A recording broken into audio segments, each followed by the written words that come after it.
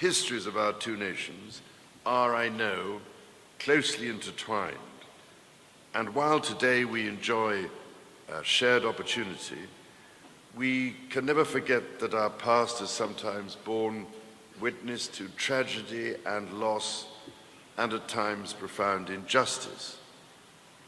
At Ozu Castle on Saturday, it was especially important to me, as indeed it was on my first visit there 41 years ago, that I should acknowledge the most painful chapter of Ghana's relations with the nations of Europe, including the United Kingdom.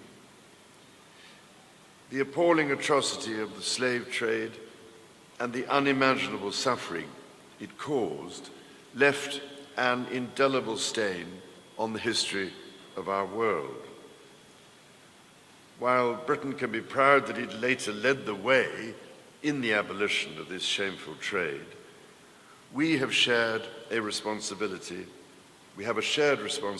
to ensure that the abject horror of slavery is never forgotten, that we abhor the existence of modern slavery and human trafficking, and that we robustly promote and defend the values which today make it incomprehensible to most of us that human beings could ever treat each other with such utter inhumanity. At other points in our history, our two nations have suffered and toiled alongside each other.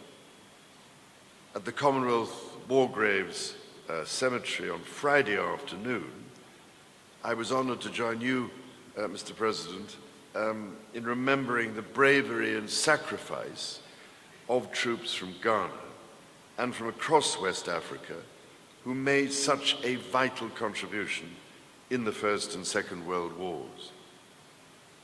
In the First World War alone, a staggering 200,000 soldiers from West Africa supported the Allied effort, and 30,000 of them lost their lives. During the Second World War, some 65,000 Ghanaians served in the Royal West African Frontier Force in operational theatres stretching from East Africa to modern-day Burma.